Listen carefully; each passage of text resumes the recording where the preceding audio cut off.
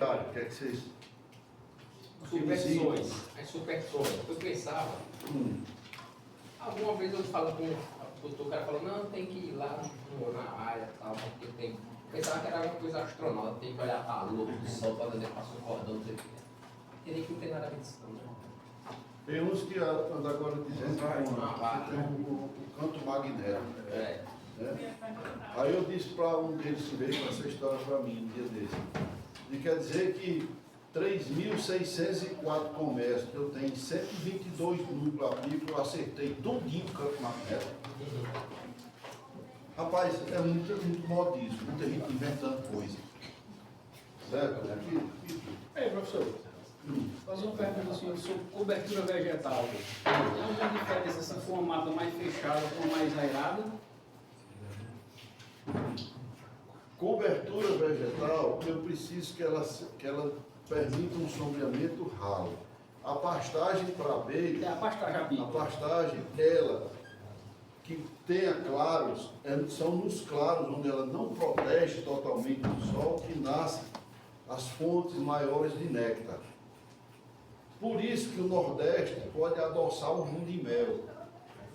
Porque, além de ser dessa forma, a gente ainda tem as secas que faz com que algumas espécies morram e deixem o sol vir lá para cá. Entendeu? Então, assim, que a gente tem 75 hectares lá de mata fechada mesmo.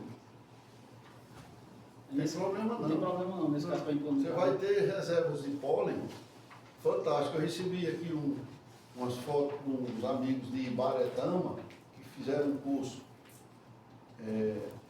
2023, segundo semestre. E eles, por indicação dos técnicos, eram muito xarope, muita soja todo ano. E esse ano eles tiraram a safra sem uma gota de xarope de nada. E eles agora que despertaram, estão fotografando os quadros. Eu tenho uma foto de um quadro que ele mandou aqui, que é proteína, só proteína, não tem mel, não tem cria, é só pólen. Ou seja, está sobrando. E ele disse, professor, o aroeiro está fora aqui para a gente. O juazeiro está começando a se enfeitar. É isso que ele vê, né? Então, a sua mata lá, com certeza, vai ter de sobra para você até vender proteína. Não é isso, professor. Nós vamos ver que no período aqui de março, abril, maio, nós vamos encontrar comércio que tem 2 quadros que é só pão de abelha de um lado e outro. A gente coleta um favo, pelo menos, de cada colmeia. Eu vendi 82 favos desses para salvar as colmeias de um amigo, que ele estava precisando, não encontrou pólen para comprar, pó de pólen para comprar. Eu disse, não, basta um quadro desse daqui em cada colmeia, seus enxames vão se manter por esses 60 dias e sobra. A gente consegue processar na agroindústria, esse pólen excedente? Não. A gente pode coletar, deixa eu chegar aqui no manejo de verão, vocês vão ver como foi que nós começamos, como foi a evolução de se livrar, de ter proteína natural para as nossas abelhas. Interessante, então, o uso comercial, né? O uso comercial, né? O uso comercial é quando a gente, porque o manejo para a produção de pólen é um. Pólen e mel são antagônicos. Se você vai produzir pólen, esqueça a produção de mel, ela vai ser insignificante. Se você vai produzir própolis, não interfere na produção de mel. Os dois coexistem sem um atrapalhar o outro. Né? E se você for coletar pólen na caatinga, você só tem 3 meses para tirar alguma coisa. O restante não pode não, você mata seus enxames de inanição. O que a gente viu lá é coletor de própolis. É própolis. Coletor de pólen é isso aqui. Nós vamos já... O senhor vai dar uma pinceladinha, vai? Vamos. Por isso que o meu aperreio é que eu tenho muita coisa para discutir de hoje para amanhã. O que vocês viram que dali dá uns 200 metros, um enxame, uma piada para o outro. Todos eles têm seu bebedouro, não é? A disposição, as comércios estão daquele jeito, todos eles. Tanto faz eu abrir um, outro, abrir o lagoa e sair daqui abrindo os 8 núcleos que tem nessa estrada que a gente sai logo aqui na frente para ali. Tem um monte de apiário ali, deles que dá para a gente ir a pé bem ali, para ver. Fica Está admirado, mais né? perto do que aquele que a gente viu. Né? Tem. E está tudo dessa mesma forma. Vai ficar admirado com o nível que está, viu? Não, quem fica alegre sou eu. Aquele 100. Minha gente, bota na cabeça de vocês que a apicultura são 3 coisas só. 3. Perder menos, Ganhar mais. aprender a recuperar rápido e fazer produzir mais. Essas 3 coisas encerram o que é uma apicultura de sucesso. Para cada perder menos, a gente perder menos enxames, aí vem, não deixe faltar espaço para não enxamear, agora no final desse tempo agora, que aí vai entrar o verão, elas fracas já. Quando chega janeiro, você passou o verão pelejando com ela, quando chega janeiro ela vai embora. No começo do inverno elas desabam. Né? Então, não perder, tem saraça atacando, você pode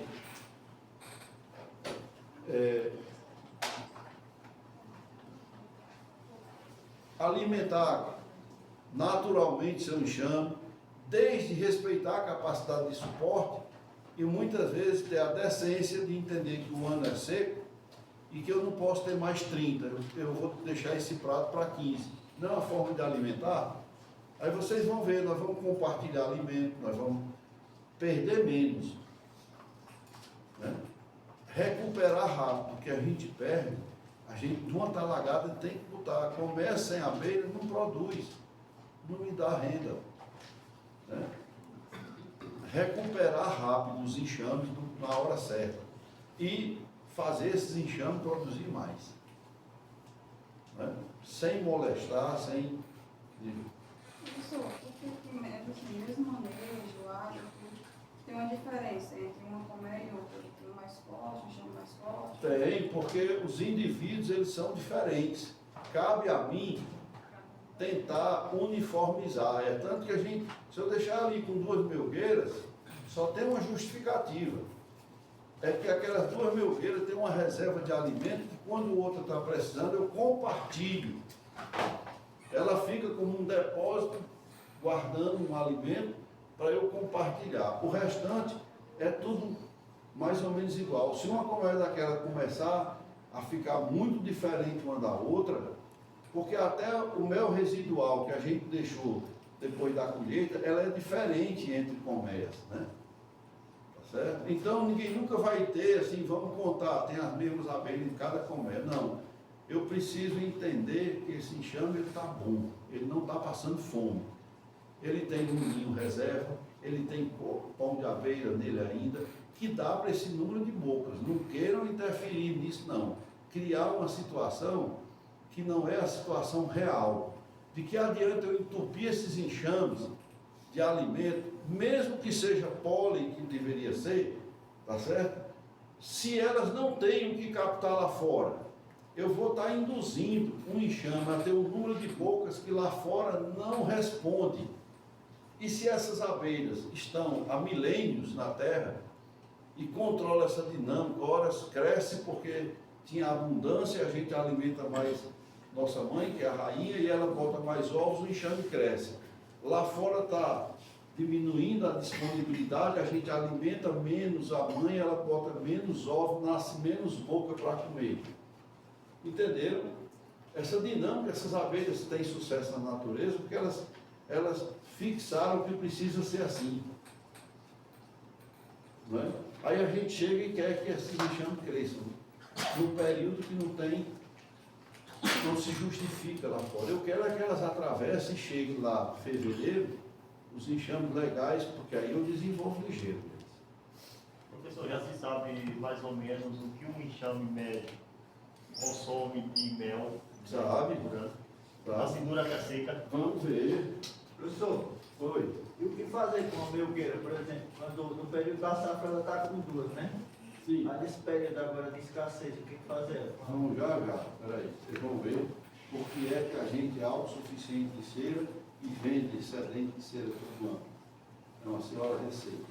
Vamos ver, peraí. O que é que vocês acharam, o que é que vocês viram no domínio daqueles enxames? Maravilha. Não é muito parecido com aquela brincadeira que eu fiz aqui? É igual. Você viu o manejo da fumaça que o Tony tem? Mas viu que eu estou todo tempo conversando, bota uma fumacinha aqui. Tony, não era assim?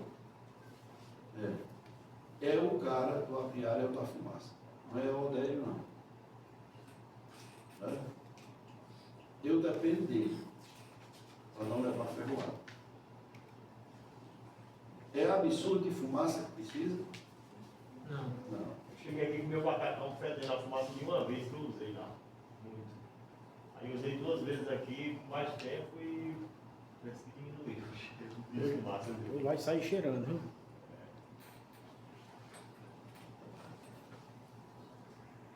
Se vocês quiserem comentar. Pronto. Olha, isso aqui é a característica de uma cera que a abelha respeita o alvéolo. Vocês estão vendo que elas estão puxando do alvéolo? Estão vendo? É assim. Se for uma cera que é só amassada, que o cilindro, você não pode nem regular para ele prensar mais, porque ele faz é esgarçar a cera. Porque o diâmetro dele não está correto, ela faz é puxar. Você percebe que elas desrespeitam o alvéolo, ela está fazendo outro por cima, sem estar puxando. E aí a economia, a pessoa está ali vendendo cera lisa, como se fosse alveolada, e as abelhas estão lendo como lisa. Tá certo?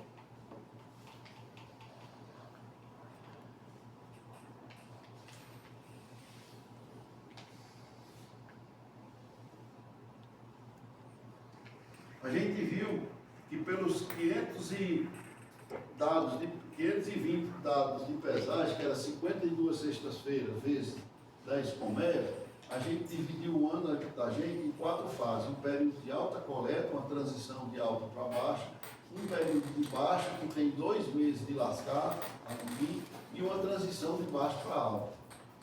Então nós estamos adequando o nosso manejo ao que cada fase dessa necessita. Concorda?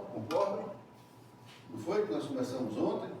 E depois de eu passar isso, eu comecei a mostrar o que é que pode ser feito nesse período de esses 90 dias de alta entrada de pólen, que para a gente aqui corresponde março, abril e maio. Para vocês lá, acontece um mês antes. Você tem o começo da chuva, das trovoadas lá, tá certo? Esses 30 dias antes e quase nesse período, que forma 60, é o período mais crítico que vocês perdem mais enxame. Vem as chuvas, eles crescem bem rápido, tá certo? É os 90 dias depois desses 60 hiper difíceis.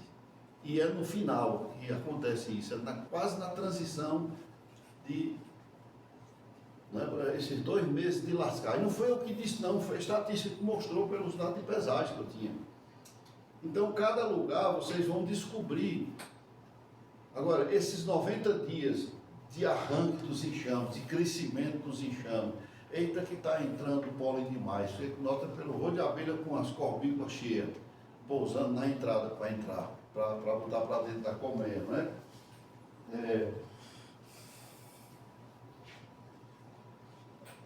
E aí a gente viu a história, se você quiser, você acha que eu vou produzir rainhas com xarope, com não sei o que, numa época dessa? Não, é nesses 90 dias de alta entrada de proteína, que as próprias abelhas estão propensas a puxar a realeira e chamear.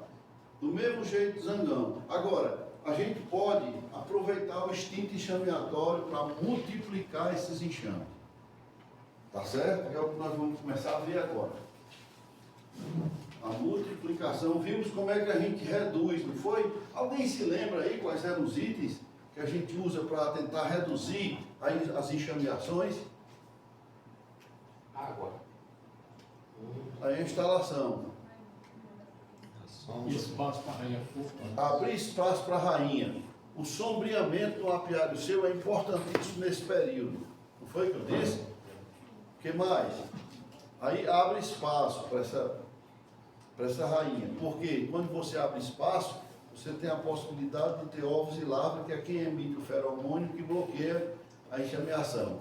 Se você não der esse espaço, o bloqueio desaparece e ela se prepara para enxamear uma vez atrás da outra. Viu? Não é só uma vez não. Tá certo?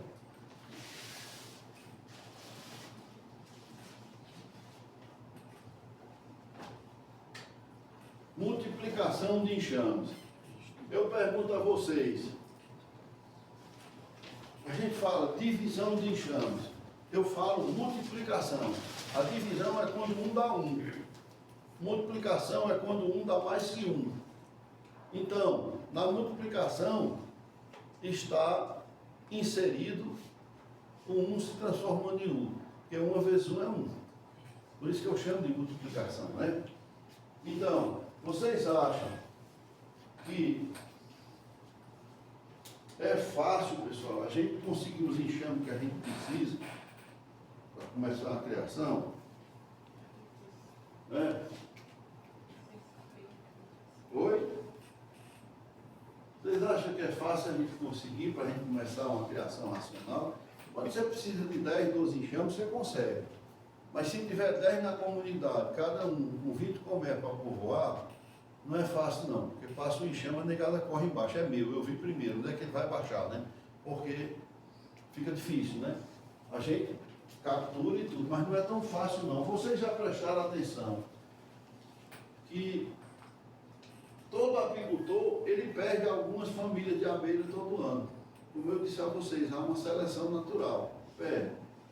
Me diga uma coisa, pelas capturas, seja coletando enxame nativo, né, de caixas iscas, ou agora, com captura no campo, com caixa isca, a gente resolve o problema de repovoar. Todo apicultor que eu conheço, às vezes passa o ano com colmeias vazias.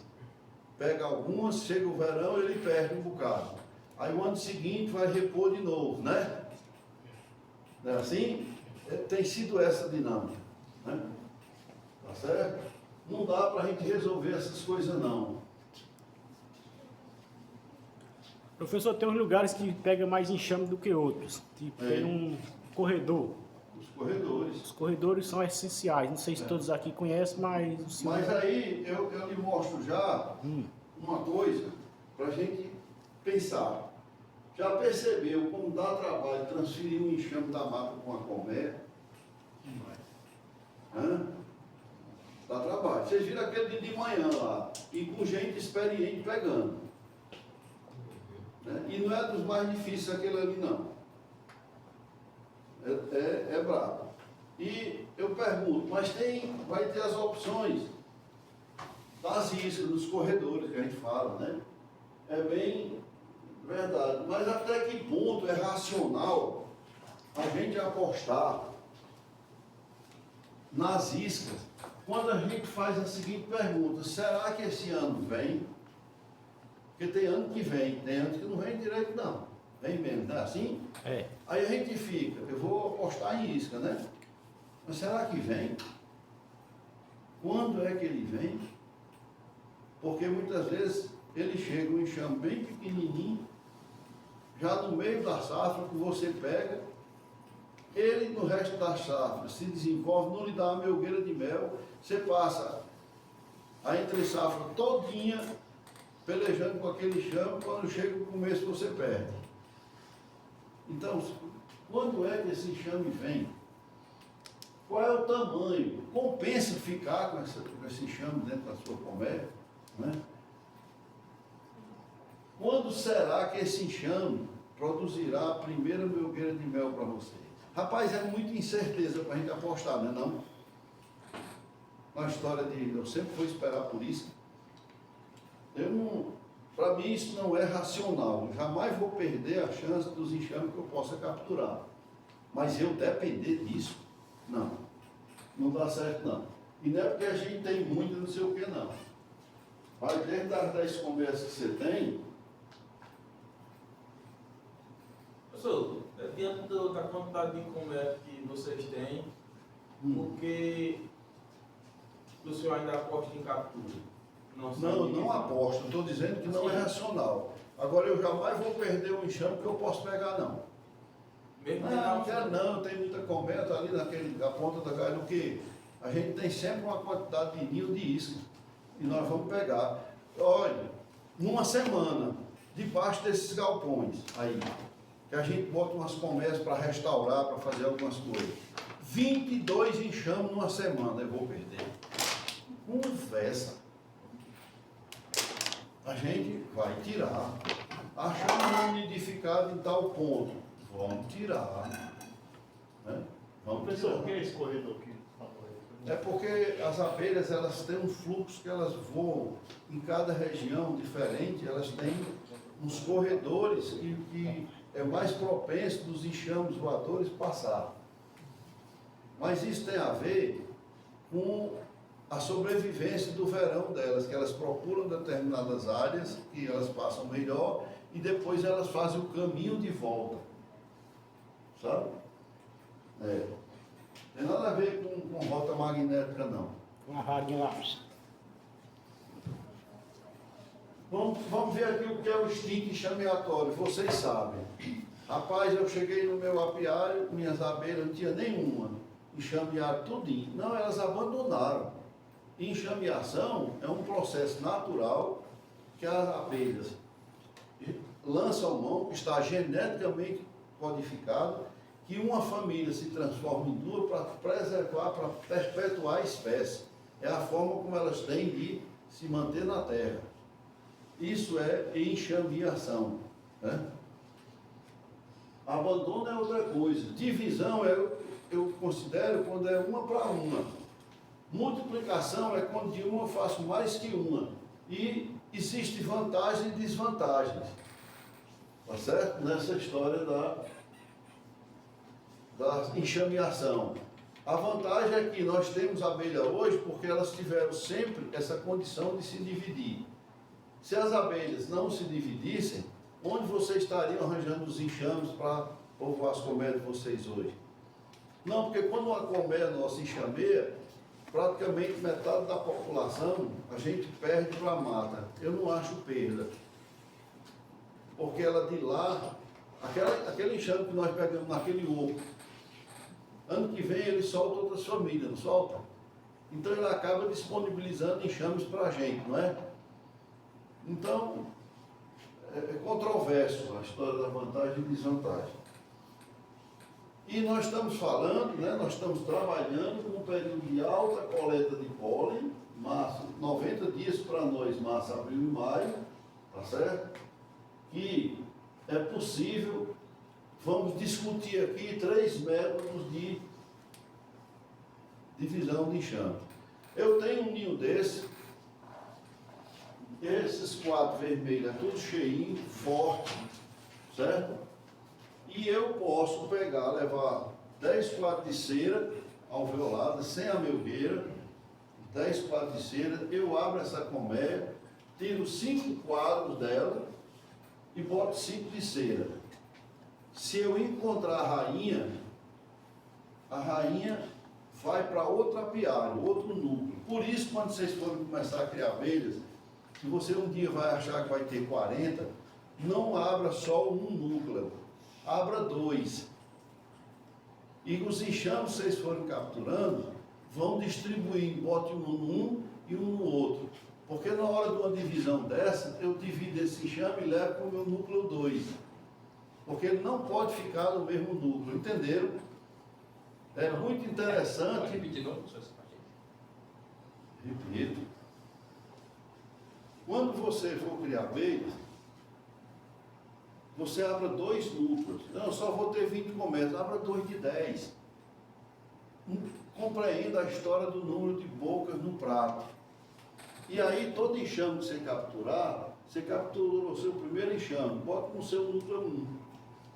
Capturou o segundo, bota no 2. Eles 2 crescem, você tem condições de fazer uma divisão e trazer de um para o outro. E quando dividir desse, você leva para o outro, entenderam? Dessa forma a gente já tem os lugares. Né? Agora, prestem atenção. Essa colmeia é mãe, ela estava aqui. Eu vou dividir os 5 quadros para cá.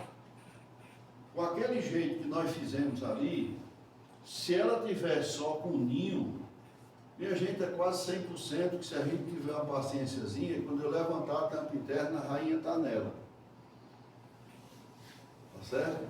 Se você encontrar a rainha, quem sai é o que tem a rainha para outro lugar, e você bota a outra no campo. Mas você não viu a rainha, pois assegure que nesses 5 quadros que ficaram, e nos 5 que você lutou, tenha pelo menos um quadro com ovos e larvas. Porque quem ficou sem rainha, vai puxar uma realeira, não vai? Você abrir 24 horas depois, não precisa ser 36 não. Você vai ver que aquele que você levou, a rainha foi, e o que ficou está puxando realeira. E quando vocês fizerem isso, levem o que estava no lugar para lá, porque tem 70% de chance de a rainha estar nele, e não nos 5 quadros que você trouxe. Mas quando você for pegando prática, você vai levantando os quadros de um lado para o outro, a rainha ou está num deles ou está na lateral. Uma vez que você veja, você devolve os 4 quadros de cria, bota de cera e essa colmeia que vai para lá. Por que é que essa aqui, que você deixou um quadro com ovos de larva, deve ficar aqui? Porque ela tem as campeiras dela. A força de trabalho de campo é dela. A outra tem condições de se recuperar lá. Entenderam a história? Método meio a meio, né? Assim. Leva o ninho com os quadros de cera, aí você bota os 5 quadros, quem vai sair, como é que sai é que está a rainha. Se você não viu, assegure que nas duas fica pelo menos um quadro. Se você viu, quem sai é ela, e bote a outra para ganhar, inclusive as campeiras, que ela se recupera mais rápido, tá certo? Agora, se você tiver isso como uma verdade absoluta, não passar a usar com sabedoria, o que é que vai acontecer? O nascimento de uma nova rainha levaria 16 dias, concorda? Muito bem. Ela nasce, a princesa, ela tem até 12 dias para realizar o voo nupcial. Se não fizer nos 12 dias, ela encrua, nunca vai dar a rainha que presta. Ela tem até esse tempo, tá certo? O início da postura, para ela equilibrar, botar só um ovo por larva, é em torno de 2 dias que ela equilibra a postura. Ela não desce já do canto, diz, cadê o canto para eu botar ovo? Cadê o canto? Não, ela leva um tempo para aprender. Olha, chega o ponto que quando ela vem de voo, da esculhambação, que ela pousa numa luva da gente, ela bota ovos na luva, então atordoada que ela vem. É? Então ela leva uns 2 dias para isso, para o início da postura. Olha, o início dessa postura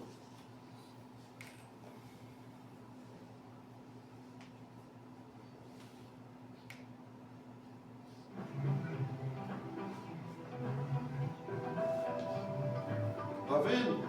Botando ovos na luva, olha.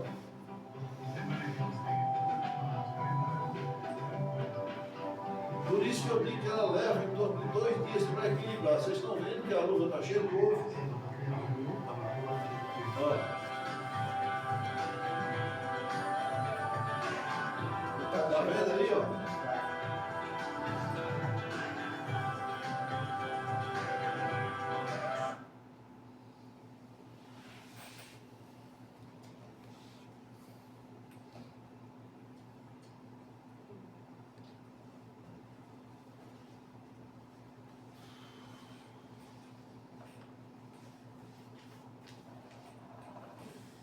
Pois bem, me diga uma coisa, se ela chega de lá, 2 dias depois começa a botar os ovos, quantos dias leva para nascer a operária que ela botou? 21, né? A operária nasce com 21. E essa operária, que é filha dela, quantos dias ela leva para ir para o campo buscar a primeira gota de alguma coisa para você? Mais 19, 21 dias. Olha aí. Né? Olha aí. Então tá levando do começo da puxada da rainha até ela fazer postura 51 dias, né? 72 dias para isso acontecer, né? A safra já passou, dependendo do que você tenha feito, a hora que você tenha feito, 72 dias. né? A safra já foi, né? Por isso que as pessoas já não estavam tanto de dividir enxame meio a meio. Mas não condene ele não, vocês vão já ver por quê. Tá certo? Ó. Além de trabalhar a nova rainha, o enxame vai ter que puxar a cera alveolada dos 5 quadros. É um sacrifício, né? Tá certo? Bom, quando eu comecei a perceber que a abelha detesta desorganização, por isso que quando a gente quebra no meio, elas rapidamente querem fechar, porque você quebrou a homeostase do enxame. Quando eu percebi isso, eu digo, peraí, o que a gente fez?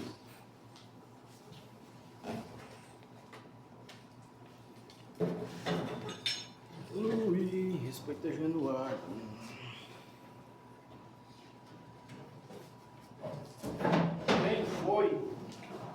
Quem foi vaqueiro que vê outro vaqueiro a boiar, fica pensando no tempo que vivia a vaquejar. Sofre igual quem ama alguém e vê com o outro passar. Não é assim?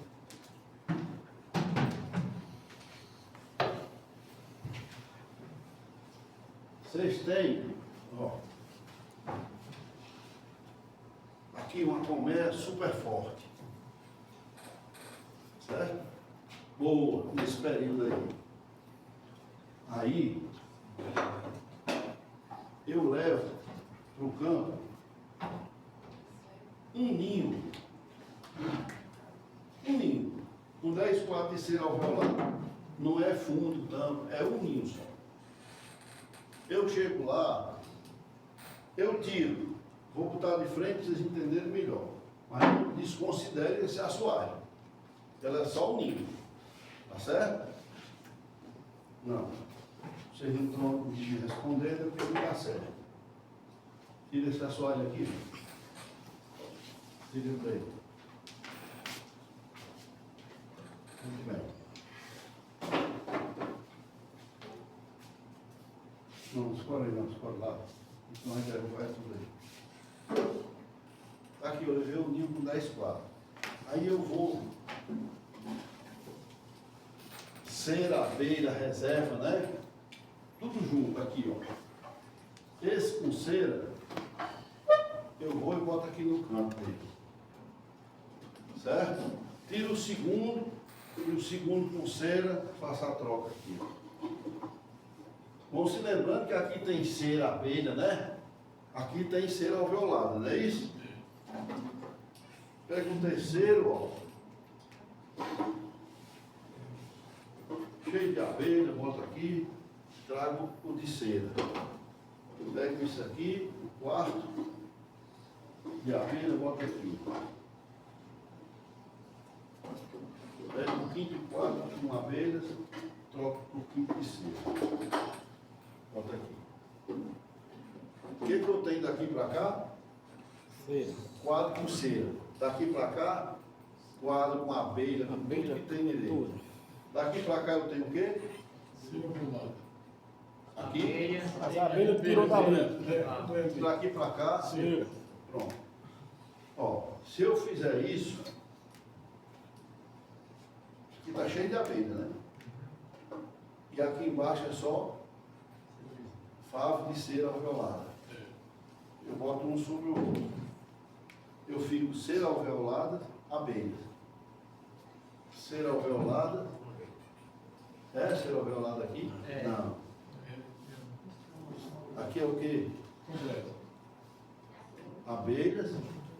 Cera alveolada. Vocês já bagunçaram minha televisão toda? Não, isso aí não dá certo, já usou a ideia. Certo. Mas eu vou ter aqui Invertidos. cera e eu vou ter crias. Se eu tiver levado desse jeito, eu poderia dizer que aqui eu tinha cera, tinha abelhas de todo tipo e eu tinha botado a cera aqui embaixo, certo? Aqui eu deixei a minha cera, aqui tinha a abelha embaixo. De um jeito ou de outro que eu botar, eu vou ficar, por exemplo, abelha, cera, cera. Eu tenho um X. Quem batizou isso foi o professor Peter Kevan, da Universidade do Canadá, que é um cientista de respeito no mundo. Sabe que tem uns livros, e para mim livro ele só é bom quando você bota em pé ele fica. O negócio do livro que cai é uma anotação. Ele tem uns dessa grossura. E são muitos escritos no mundo. E ele passou 15 dias com a gente aqui. E foi ele que batizou o método. Ele ficou me chamando de X-Men. Era o método X, porque formava um X. E ele achou fantástico, porque quando a gente faz esse tipo de multiplicação, a gente não mexe na variabilidade genética dos enxames. A gente respeita. Porque ele disse que isso é hoje um conceito no mundo que está provado que quando você começa a concentrar sangue por melhoramentos direcionados, tem países da Europa que as abelhas se extinguiram por conta do número de vezes que fizeram melhoramento, que elas perderam completamente as características de resistência, de adaptabilidade e outras coisas. Então, o que eu tenho aqui? Me diga. Cera. Cera. Não diga não, pai, perguntei ele lá, pai. Isso aqui é cera. Isso. É aqui embaixo. É abelha, tudo completo. Quer dizer que eu tenho o que aqui? Cera. Quantos quadros? Sim. Quantos quadros eu tenho aqui de quê? De quê? Cera também. Cera alveolada também, né? Quando eu fiz essa mexida, sabe por que foi? Porque eu devo deixar o número desse ninho para trás. Para assim que eu chegar eu ver. Porque senão, toda a vida eu vou ter que olhar porque eu deixei o número aqui na frente. Ok? Mas o princípio vocês entenderam, é um X. Pois bem, fecha. Em média, na nossa região, em 22 dias, elas restabelecem a homeostase. Porque eu quebrei o enxame diagonalmente, não foi? Peguei uma parte, botei embaixo e uma parte em cima, não foi? Depois, em 22 dias, elas restabelecem isso.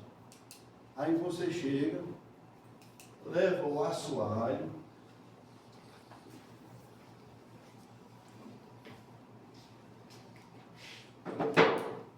mete o formão com fumaça, não sei onde está a rainha. Né?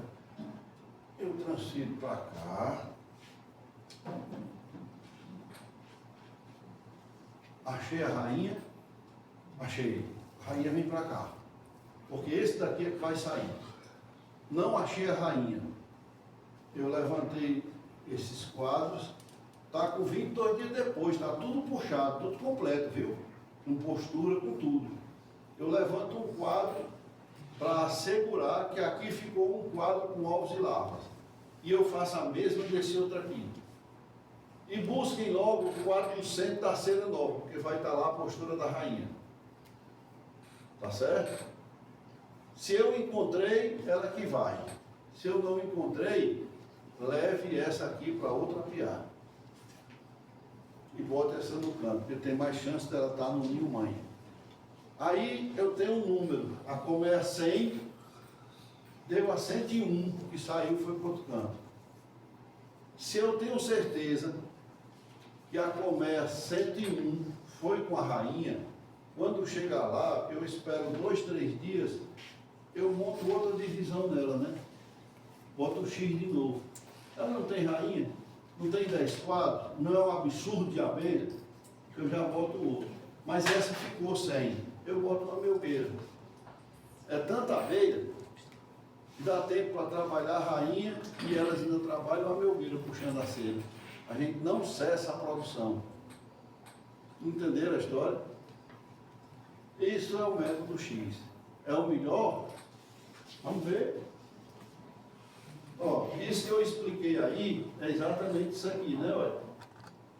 Que a gente fez, bota um em cima do outro. Não é? Certeza. Dá para fazer 2 melgueiras com coletor de pólen, tá vendo lá em cima? De própolis, me desculpa. Ó, isso eram ninhos que nós fomos fazer a divisão, só que a gente já tinha botado melgueiras nele, né? Aí nós botamos, preparamos os X do jeito que ele estava. Qual o problema? Os 22 dias depois que eu chegasse, eu achar a rainha vai com um ninho e uma das melgueiras. E o outro fica com uma melgueira.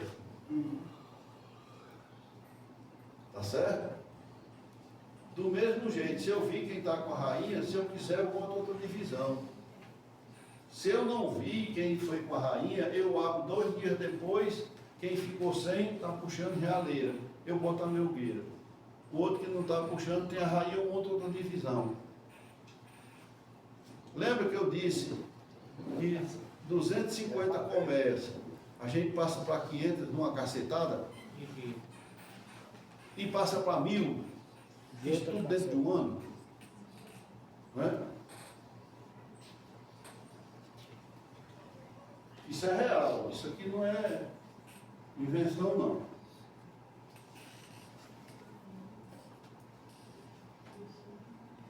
Dez quadros de cera, botou 5 embaixo, trouxe de baixo para cima.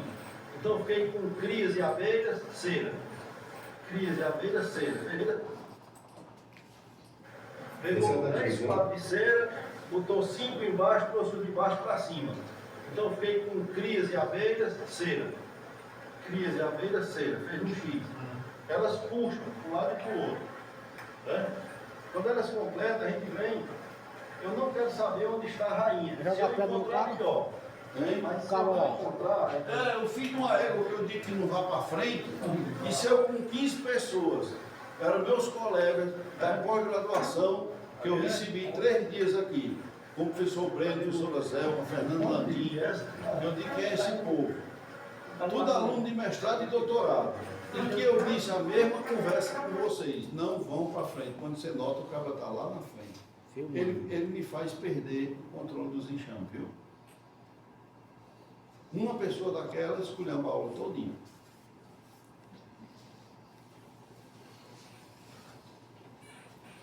E eu não via, né? Porque eu estava concentrado nas explicações, porque do jeito que eles estavam filmando, ia ser tanto nome feio que vocês nem imaginam. E jogar uma pedra nele, tivesse mesmo. Se tiver, eu jogo. Ó, 22 dias depois, você vai lá no apiário com a assoalho e as tampas, né? Você tira aquilo que eu falei aí, né? Caso encontre a rainha, você vai, é tanta abelha que... Agora, é isso aqui, ó. Precisa segurar, viu, Will? Eu preciso, na hora de tirar de cima, eu levantar um copo ou 2, para que eu possa ver se existem ovos e larvas de até 3 dias de vida. Primeiro me chama desse tem rainha, né? Não tem nem perigo. Super já chega desde uma rainha. Você não está para rainha. Lá 100 dias, mas ele tem. E tem ovos, tem larvas. Então, se tem aqui em cima, eu ia fazer sem dúvida. Eles vão filmar, passa de novo, porque senão você vai induzir gente a querer mexer na abelha assim, as pessoas se lascam, né? Nós vamos levar. Eu não achei a rainha. Isso foi 2012. Não, porque ela já teve uma piadinha.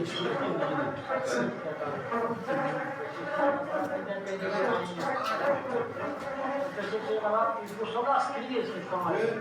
Leva lá o assoalho, tira de cima, ponta. Aí você tem um enxame grande com 10 quadros. Já a pessoa voltar Tá mais garantido esse caso. Porque a probabilidade maior de ter a rainha. E aí esse aqui que fica para os colegas. Isso aí foi boa, eu gostei. Vocês estão ouvindo? Esse rapazinho, isso aí foi boa, pai. Gostei, vocês viram? Isso é a voz de Fernando Antônio de Saraiva Landim. Era um técnico da área de agropecuária que eu aprendi muita coisa com esse rapaz, muita, né? E ele era funcionário da Secretaria da Agricultura e lá no Parque de Exposição ele tinha um apiário. Foi quando eu perdi medo de abelha, foi com o Fernando, porque ele me ensinou muita coisa. Inclusive mandava eu segurar o enxame, uma colmeia embaixo do enxame e balançava para o bicho cair dentro, a gente sem nada. Só Deus sabe como eu estava cortando o prego, mas para não dar uma de frouxo, né, até que a gente foi. E eu tive o prazer de trazer o Fernando, né, porque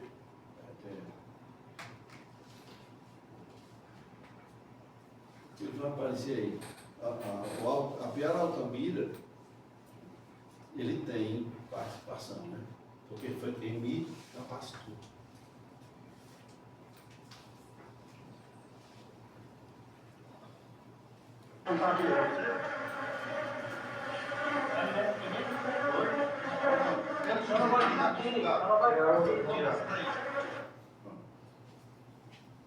Tá certo?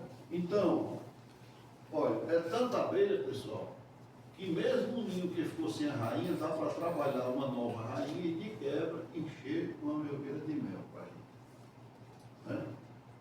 Mas é verdade que nós temos um período de 90 dias, né? O que é possível fazer nesses 90? Você tem uma colmeia A e você monta um X em cima com a B. 22 dias depois, você tira a B, ela ficou sem rainha, você bota uma melgueira. Só E que ela tá... Uma apresentação. Opa, desculpe.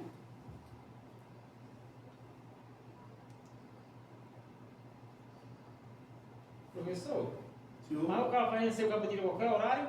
qualquer horário. Só Qualquer horário. não, só não de noite, né, professor? Não, de noite não presta não, porque aí ninguém vê rainha nem nada. E olha, presta atenção, que além das ferroadas à noite e demais, a abelha tem o seu macacão com contraste. E de dia, se ela pousa, ela voa. Mas de noite ela pousa e não voa mais. Fica aí e procurando por onde entrar, tentando ferroar de todo jeito. Não é assim? Eu não advogo que ninguém faça manejo de colmeia, não sei o que, à noite. A gente judia mais com o enxame, pode ficar certo, é mais difícil controlar, está todo mundo em casa. Você não vê, você esmaga muita abelha nessa brincadeira, certo? Dá para fazer de dia. Tá assim. Entenderam, né?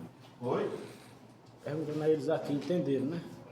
Então você tem uma colmeia A, você bota uma divisão e uma B em cima. 22 dias depois você tira de cima, a B ficou sem rainha, você bota uma melgueira. A A continuou com a rainha. Eu faço uma nova divisão dela. Eu monto outro X nela. Entenderam? 22 dias depois, a B já criou rainha, não já? Ela não nasce com 16, né? Ela já pegou um ovo, às vezes com 3 dias. Ou seja, 12, 15 dias está nascendo outra rainha, né? Eu posso montar a divisão dela, não posso não? Posso. Eu faço uma divisão da B, tá vendo? Ó? A C, eu tiro de cima, não tem rainha, eu boto a segunda, a terceira melgueira já. Tá certo? Porque quando a B ganhou, a rainha B lá em cima, ela ganhou rainha, eu posso fazer uma divisão, montar a divisão que eu falo, botar a D em cima, do X. Eu subo a melgueira, certo? E a A, quando eu tirei a C, ficou sem rainha, eu botei uma melgueira. E a A que continuou com rainha, eu boto outra divisão em X. 22 dias depois, eu tiro a D de cima, com a melgueira dela. Como é a B, eu não quero mais dividir, vou botar uma melgueira dela. A C já tem rainha, mas eu não vou mais dividir. A E, eu boto uma melgueira porque ela ficou sem rainha. E a A, eu boto a quinta melgueira. Ou seja, pessoal, em 66 dias, a colmeia A, ela deu a B, a C, a D, a E, e ainda de quebra tinha 5 melgueiras por aqui. E você tem 90 dias. Foi o máximo que nós conseguimos. Que vocês não busquem 4. Quer ver? Quantas colmeias você tem? eu Hein? tenho 30. Falta povoar a conta. Povoar a conta 4. Por que é que tem que esperar enxame? Né? Certeza. Você tem quantas? Eu tenho 60. Mais ou menos 8. Quantas sem abelha? 37. 37 sem abelha. Da sua Não, 60. tem 20, é 60 ao todo, entendeu? Certo. Aí eu tenho 37 povoada. Então, quanto falta para 60? 23. 23, né? Pronto. Das 37, você povoou de uma vez. Elas já receberam meu guia. Por que é que a gente fica esperando isso? Não é não? Ele tem uns 10 quilos de cera, né? Tem que ter assim. É. Aí cera boa, você botar direitinho. Não, você não falta não. Então, Mas olha, então, que a gente não vá para 4. Mas uma, duas, não justifica a gente ficar com colmeia vazia. Concorda? Concordo. Dá para a gente fazer. É só dominar direitinho. É. Tá certo?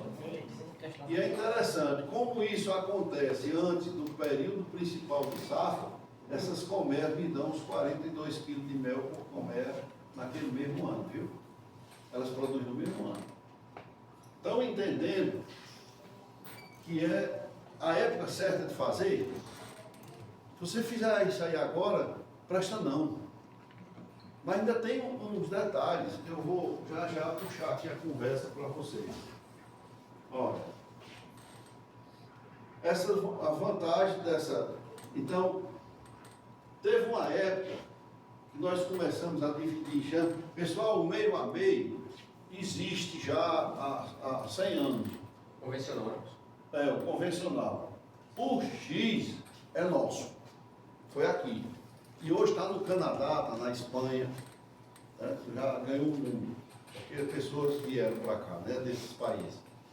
Tá certo? O outro que nasceu aqui, que eu não publiquei e apareceu um monte de pai já para a história, foi o 3 ou 4 cheiros, porque começou 4 cheiros. Um dia me disseram que se eu misturar abelhas de colmeia diferente, elas brigam e se matam. Não. No dia que eu descobri que a fumaça neutraliza o feromônio de defesa delas, eu vi que eu podia juntar abelhas. E como é que a gente faz isso? 3 ou 4 cheiros. Olha, eu tenho 3 colmeias fortes. Eu levo uma colmeia com assoalho, 10 quartos de cera e as tampas. Eu chego na primeira colmeia, eu tiro 2 quartos de lado, que são alimento, e boto os 2 de cera. Esses 2 de cera aqui, não bote aqui, bote no meio. Ok? Isso aqui é porque é didático. Mas bote no meio. Certo? Para você abrir espaço para a raiz. Senão elas enchem de alimento de novo. Ok? Você leva essa colmeia para trás da segunda, com fumaça. Sim, você leva os quadros com as abelhas que tiver. Tendo cuidado de olhar se a rainha não está neles. Você tira um depois do outro. Vamos lá. No segundo, você tira o terceiro e quarto quadro. Que tem o quê? Geralmente, crias o quê? Fechadas. Vocês têm crias nascentes, que a gente chama. Certo? E bota os 2 quadros ali mesmo, já dá certo. Você sai daqui e vai para atrás da terceira. E você tira os 2 quadros do meio. Se você estiver manejando direito, o que é que tem nos quadros do meio? Crias abertas. Olha, eu estou criando a sequência de um enxame normal. Alimento, cria fechada, cria aberta. E a área de centro é a área de postura da rainha. Concorda? Essa terceira colmeia aqui, eu levo lá para o fim do apiário e boto a que eu vinha dividida aqui, porque essa terceira colmeia, além dela dar aquele 2 quartos do meio, ela dá as campeiras dela. Não é não? Quando eu levo lá para o fim, as campeiras da que eu levei para o fim, ela está voltando para o lugar onde era. Isso a gente sente com fumaça, porque tem abelha já de 3 cheiros diferentes. Eu estou neutralizando. Entenderam? Sim. Pronto. Eu quero chamar a atenção de vocês com essa história de o quadro 1, 2, o quadro 2, 3, o quadro 3, 4. Não é isso. Aqui é para vocês entenderem. Eu posso pegar, eu preciso de 2 quadros de alimentos. Ele pode estar nessa colmeia que eu tirei, na posição 1 e posição 10, que venha com as abelhas. 2 quadros de cria fechada, que pode ser 5, 6, pode ser qualquer um daquelas segundo enxame. Não precisa ser na sequenciazinha, não. Eu estou criando a sequência certa. Não vai dar nem um cacete aí. Ah, não. Depois que passar o efeito da fumaça. De jeito nenhum. Rapaz, Todo mundo normal. não dá um cacete aí, Dá não. nada. Deixa eu lhe mostrar aqui um negócio. Já com uma mangueira, né? Tá doido. Já com uma mangueira, né? Não dá. Eu no primeiro fazia. Ainda não, porque ela tem 6 quadros só, né? Se for 4 cheios, tem 8, né? Se fosse 4 cheiros, não tinha 8, tinha 6, só que eu olhava para as colmeias. Aqui tinha mais campeira, eu tirava para lá e botava ela no canto, era o 4º cheiro. Porque o 4º cheiro era de campeiras. Depois foi que nós otimizamos, para só precisar de 3 colmeias, virou 3 cheiros. Ok? Mas não briga não, viu? Briga não. Vou mostrar aqui. Esquematicamente, ó, 100 divisões, 96 vinhos. E nós fizemos muitas, para ter certeza, né? Enfim, é um percentual altíssimo, tá certo? Então, vamos aqui, esses 3 metros. Aqui, ó, é esquemático. Tá vendo a colmeia 1 dá o quadro 1, 2, que alimenta, 2, 3, tal. É aquilo que eu acabei de afirmar para vocês. Isso vocês têm no material de vocês. Não tem aquela tirinha que eu entreguei? É só digitar aqui no computador de vocês, que vocês têm essas coisas lá. Tá certo? Agora vamos ver aqui uma coisa. Espera aí, deixa eu puxar aqui um negócio antes de entrar nessa discussão que eu considero a mais interessante de tudo. Olha isso aí.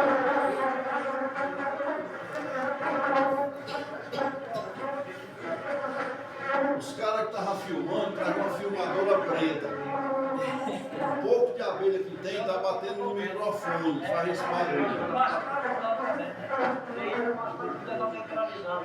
Isso, Fernando. E outra, ela cheia de mel. Ela cheia de mel também. Você passar aqui na França, né? Para você, tá aí,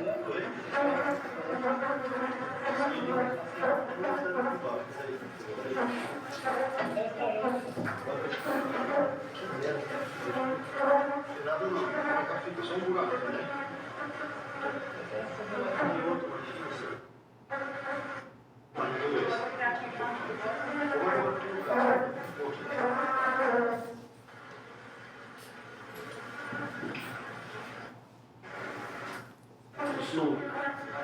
Você estava explicando isso, ele abria uma, abria outra, tá certo? Aí eu olhei lá para o fim do apiário e olha aquela colmeia com umas campeiras, tem muitas. Aí nós pegamos e levamos para o lugar dela e trouxemos ela para o lugar dessa aqui. Ela Porque tem se vai mais regar campeiras. quando nós vamos metar essa Entendeu? tua conversa.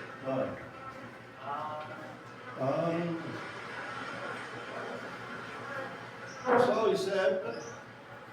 Está tudo forte, né? Equilibradas.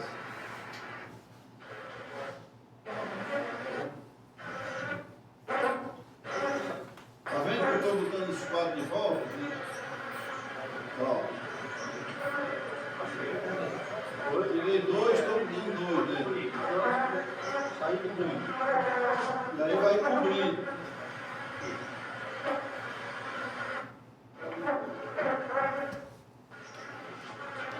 Professor, vamos falar desse aí. O que acontece com as campeiras dela? O cara vem pra cá. Então eu recebo o 4º cheiro com as campeiras. Então tem crias novas, tem ovos, tem crias nascentes, tem um bocado de abelhas, ainda vai ficar em perspectiva de 30% de uma colmeia desse tamanho com as campeiras dela, certo? Estava dormindo no fumigador.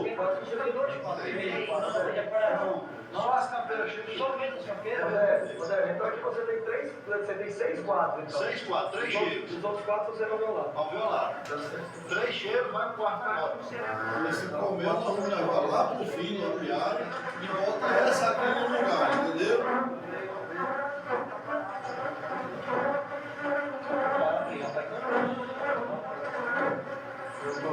São essas campeiras que vêm de fora, né? Oi? As campeiras que vêm de fora, o cacete não come não? Não tem campeira de fora, não. Tem Eu a não vou campeira ver. daquela colmeia que eu levei, as campeiras dela. E aí a gente acompanha. Você viu o tomando o fumigador? Para fazer? Para eu neutralizar o cheiro de quem está chegando, né? Essas Aí campeiras elas aqui. admitem. Porque você quebrou completamente os feromônios de defesa de todo mundo. Todo mundo ficou igual. A abelha diz, aquela feia está aqui com a gente, vamos baixar o cacete. Não é, a comunicação é química. Certo? Isso foi em 2012, mas a gente já fazia isso há muito mais tempo. Aí vem, doutora, eu nunca patenteio nada. Eu raramente publico trabalho científico. O senhor não publicou não esse trabalho? Não, nunca publiquei. Eu deveria ter publicado. Aí está cheio de pai da ideia, né? O professor Breno da universidade diz, rapaz, você não publica as coisas. Tem que publicar, professor. Eu não dependo de bolsa de iniciação científica, eu não dependo disso. Se eu publicar, chega para mais pessoas. Não tenho dúvida, é esse o apelo que me pedem para eu abrir um canal no YouTube ou formar cursos online para as pessoas de longe, porque está para